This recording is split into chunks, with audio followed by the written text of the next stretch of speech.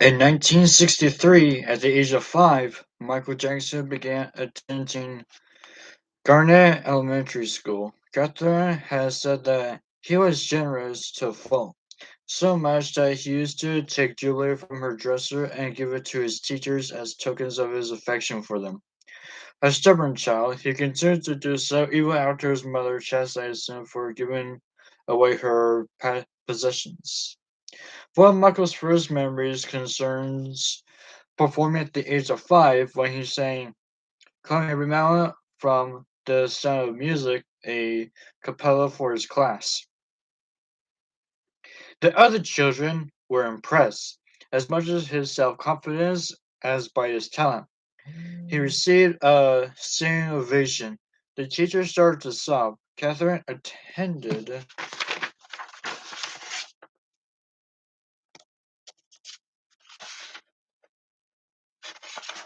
the performance with Joseph's father, Samuel, who is not a sentimental man, yet even he was moved to tears by Michael's mellifluous performance. I don't know where he got from, Catherine said of Michael's prowess as a singer. He was just so good, so young. Some kids are special. Michael was special. 5-year-old Michael had so much energy and charisma that Jackie, who was 12 at the time, decided his younger brother would become the lead guy.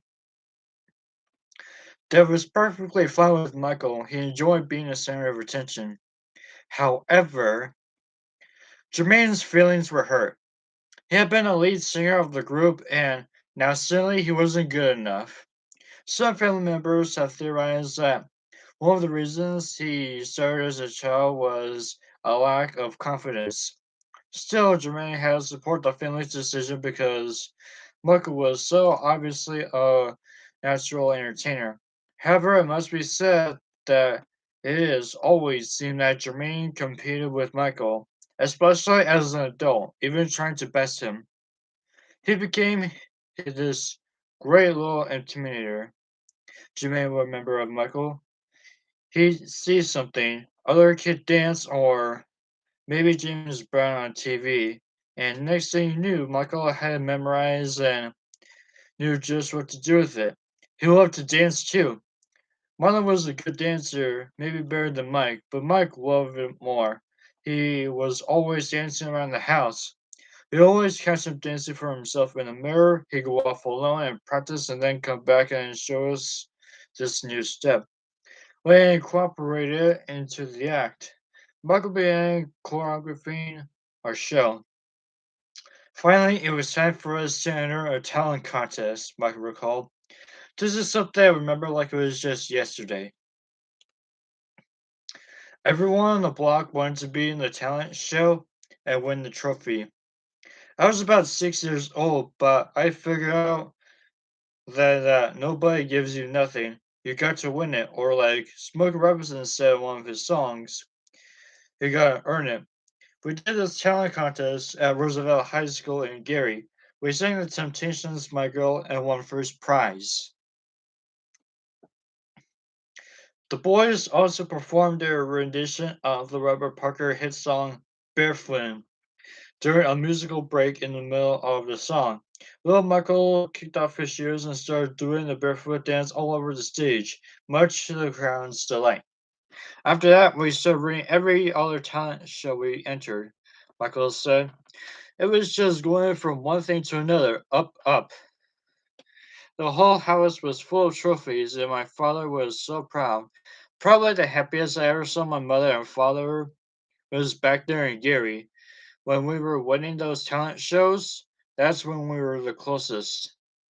I think back in the beginning when we didn't have anything but our talent. By 1965, Joseph was making only about $8,000 a year working full time at the mill. Catherine worked part time as a saleswoman at Sears. When Joseph wanted to start spending more money on the group, musical equipment, amplifiers, microphones, Catherine became concerned.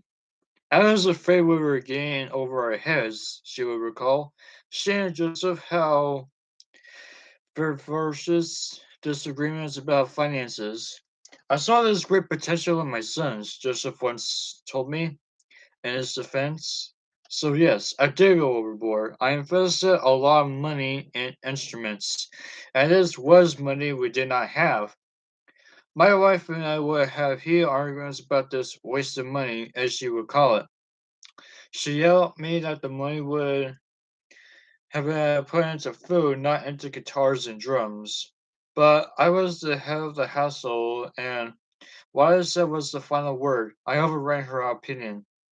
Black people were used to struggling and making ends meet. This was nothing new for me or any of us. I came up struggling, so my kids knew how to economize. We had no choice. We made a penny stretch by eating foods like chitterlings and collard greens. I used to tell them we were getting so fluid in order to be able to play soul. We were trying to move upward, trying to get ahead. I wasn't going to let anything stop us. In the end, he and Catherine always got past the fights. After the shouting, Joseph would lean in and kiss her slightly on the lips. He would be surprisingly gentle. She later said she would tremble whenever he took a romantic approach. He could always reason with her in that way, just to convince me that the boys are worth it. She recalled, no one ever believed in his sons more than my husband believed in those boys. He used to tell me I spend my last time on those boys if that's what it took. Soon Joseph was driving his children to Chicago to compete in talent contests there. Chicago is a city bustling with sensational 60s soul music and teaming with talent like Curtis Mayfield, Dan Princeton's, Jay Butler, and Major Lance. Joseph may not have been a showman, but he certainly knew about performing.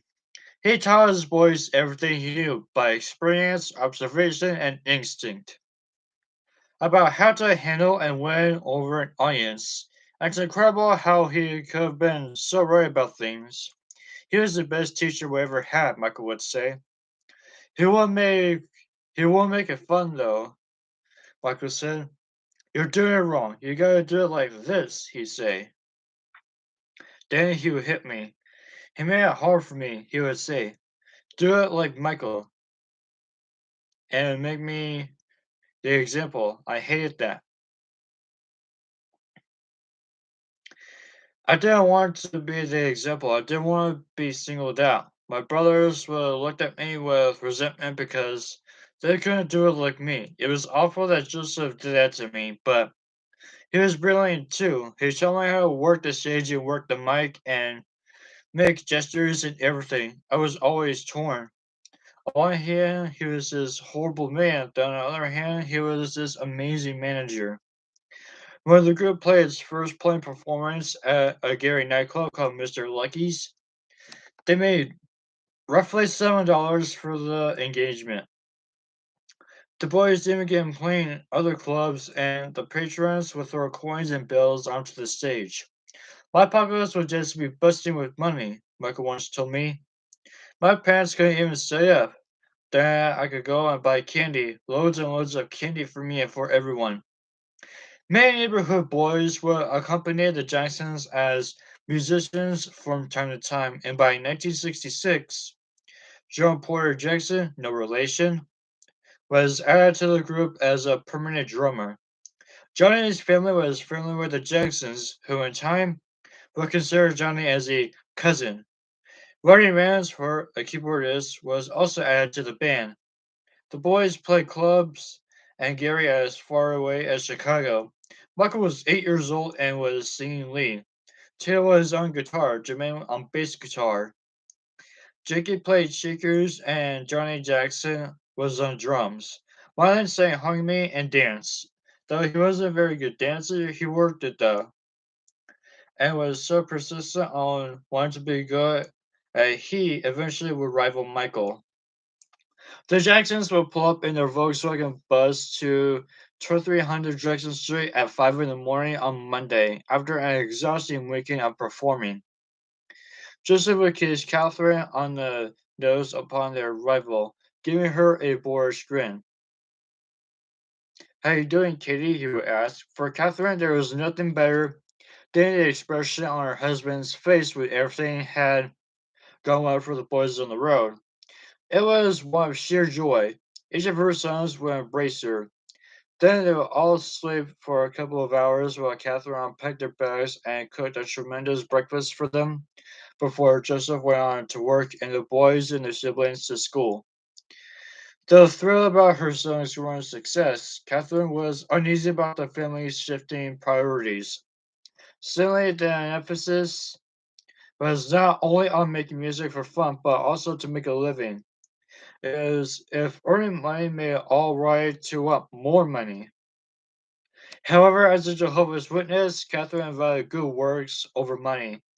Therefore, she was concerned about how jubilant the boys were when they come home from a concert date with their pockets full of change. Remember, that's not the important thing, she would tell them. But that kid would believe her, especially when she herself was encouraging them to win on more talent shows.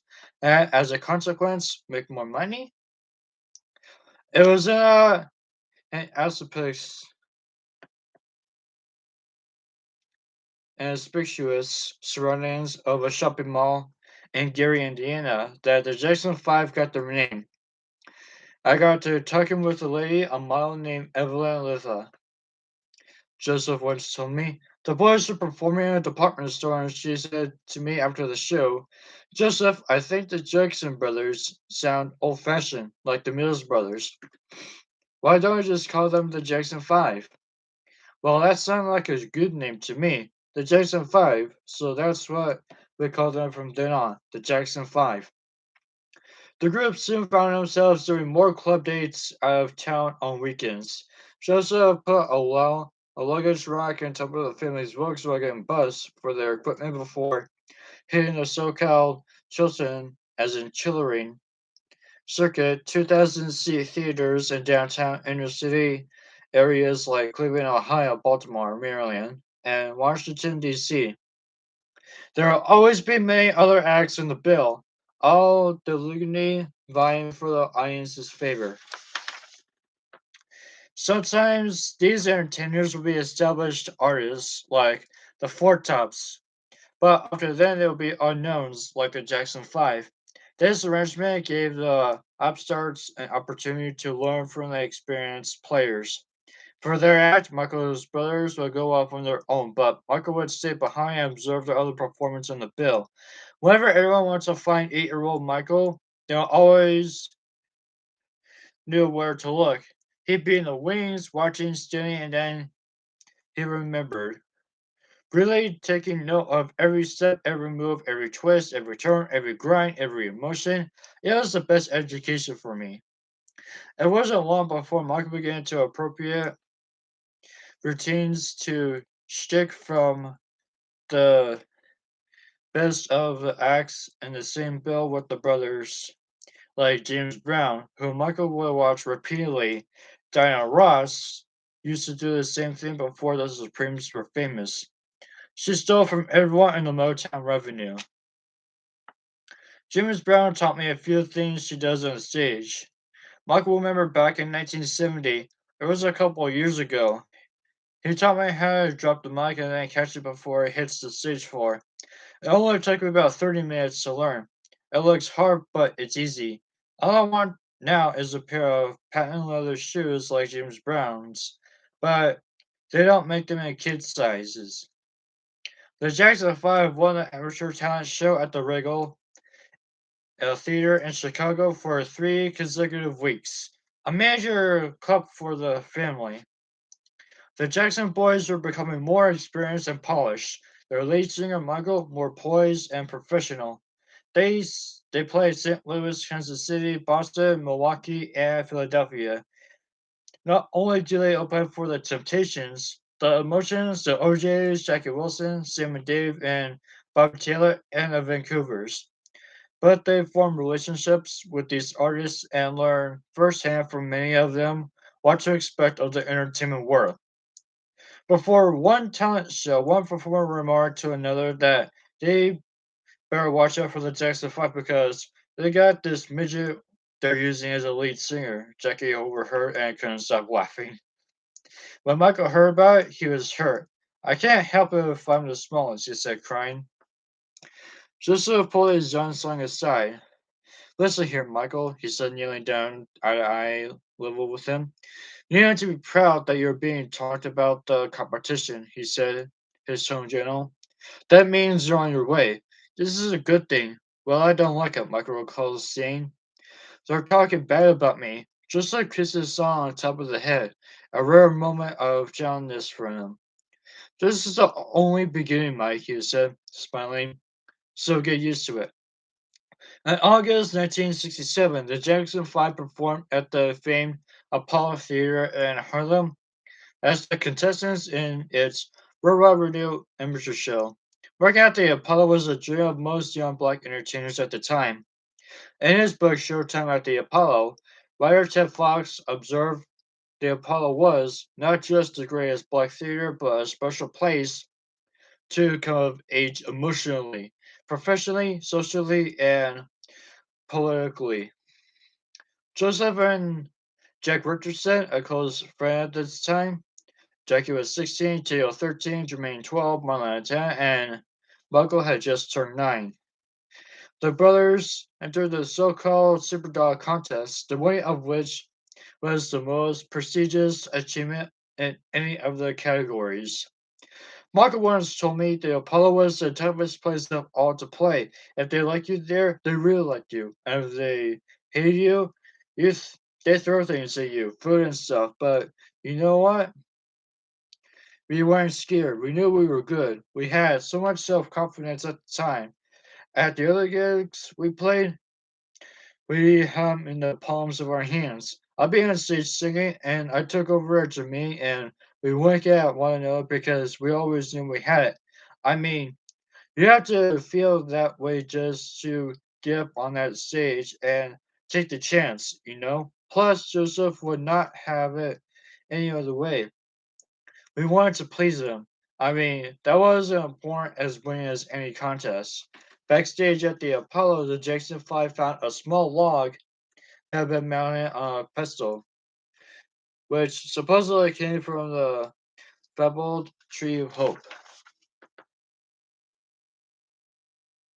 According to legend, the Tree of Hope had stood in front of Connie's Inn where Louis Armstrong performed in the famous Holland version of Fats Weller's Hot Chocolates over the years. Hundreds of performers would stay under the tree and touch it for good luck. It became tradition. The 7th Avenue was widened during New York City road construction. The tree was uprooted. However, Bill Bajalis Robinson arranged for the Tree of Hope. He was the one who named it to be moved to a street island at 7th Avenue, south of the 132nd Street. Eventually, the tree was cut down. No one remembers the reason, and a plaque was all that remains at its final location. However, a small log from the Tree of Hope was mounted on a pedestal backstage at the Apollo. It then became tradition that the first timer who touched the tree before he went out on stage would be destined for good luck. He had joined the ranks of those black performers who had struggled to make their dreams a reality, who had fought for respect, who had paid their dues, and eventually triumphant, shaping American popular culture and the image of their race and heritage. The pedestal was placed off to the side of the stage so that the crowd would watch as the performers touched it. It was a Wednesday night, and the Jackson 5 were on the bill with the Impressions, one of the most popular vocal groups of the day. One of its founding members, Fred Cash, once told me that he went to 9-year-old Michael before the brothers hit the stage and told him the legend about the tree. No kidding?